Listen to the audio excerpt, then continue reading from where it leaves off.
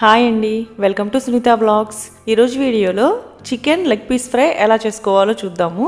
సింపుల్గా మ్యారినేట్ చేసి ఫ్రై చేసుకుంటే చాలా టేస్టీగా ఉంటుంది. మీరు తప్పనిసరిగా ట్రై చేయండి.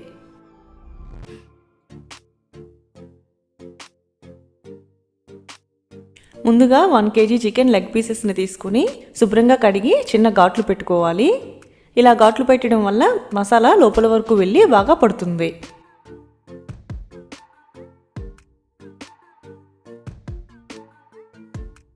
ఇప్పుడు దీనిలో 3 టేబుల్ స్పూన్ల నిమ్మరసం, 1.5 టేబుల్ స్పూన్ అల్లం వెల్లుల్లి పేస్ట్, రుచికి సరిపడా ఉప్పు,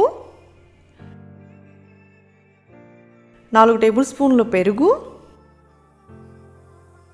3 టేబుల్ స్పూన్ల కారం, 1/2 టేబుల్ స్పూన్ పసుపు, 1 టేబుల్ స్పూన్ ధనియాల powder, 1/2 table spoon garam masala, 1/2 table spoon పుదీనా పౌడర్, 2 టేబుల్ స్పూన్ల ఆయిల్ వేసుకోవాలి. ఇప్పుడు ఈ మసాలా అంతా ముక్కలకి పట్టేలాగా బాగా కలుపుకొని 2 నుండి 3 గంటల పాటు మ్యారినేట్ చేసుకోవాలి. మీకు టైం ఉంటే ఓవర్ నైట్ అయినా చేసుకోవచ్చండి.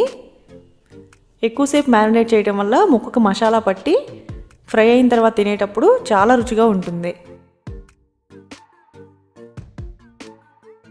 ఇక్కడ నేను 3 గంటల సేపు మ్యారినేట్ చేసిన తర్వాత ఫ్రై చేస్తున్నాను. ఫ్రై చేసుకోవడం కోసం స్టవ్ మీద ప్యాన్ పెట్టుకుని 3 టేబుల్ స్పూన్ల ఆయిల్, 1 టేబుల్ స్పూన్ బటర్ వేసుకోవాలి. బటర్ వేయడం వల్ల చాలా రుచిగా ఉంటుందండి. ఆయిల్ వేడైన తర్వాత మనం మ్యారినేట్ చేసుకున్న ఈ లెగ్ పీసెస్ అన్నింటినీ కూడా వేసుకోవాలి.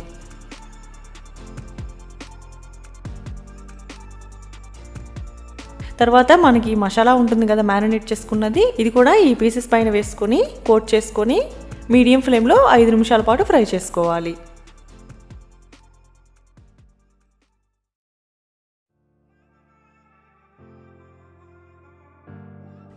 ఐదు నిమిషాల తర్వాత రెండో వైపుకు కూడా టర్న్ చేసుకుని ఫ్రై చేసుకోవాలి. అప్పుడు మనకి లెగ్ పీస్ అనేది అన్ని వైపులా ఈవెన్గా ఫ్రై అవుతుంది.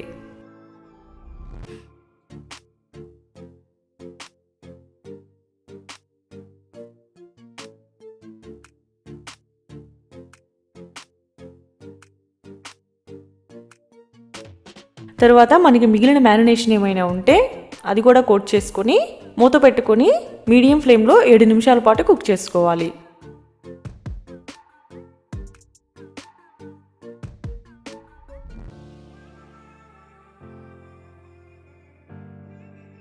ఇలాగ మూత పెట్టి కుక్ చేసుకోవడం వల్ల మరీ డ్రై అయిపోకుండా ఉంటుందండి.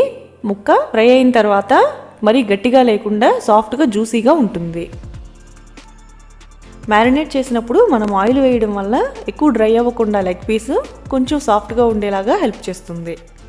ఇప్పుడు మూత తీసి మరొక సైడ్ కూడా ఫ్లిప్ చేసుకొని మీడియం ఫ్లేమ్లోనే ఇంకొక 7 నిమిషాల పాటు కుక్ చేసుకోవాలి.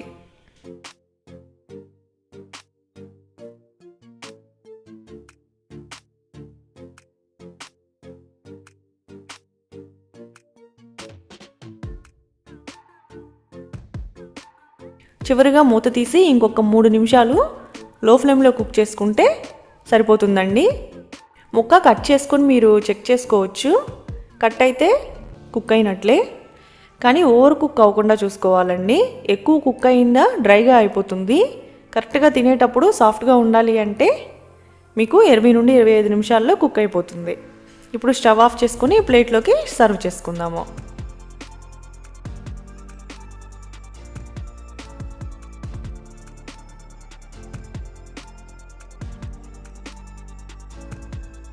చాలా బాగుంటుందండి టేస్ట్. తప్పనిసరిగా మీరు ట్రై చేసి ఎలా వచ్చిందో కామెంట్ చేయండి. అలాగే లైక్ చేయండి, షేర్ చేయండి. ఇలాంటి టేస్టీ రెసిపీస్ కోసం సునీత వ్లాగ్స్ని సబ్స్క్రైబ్ చేసుకోవడం మాత్రం మర్చిపోకండి. Thanks for watching.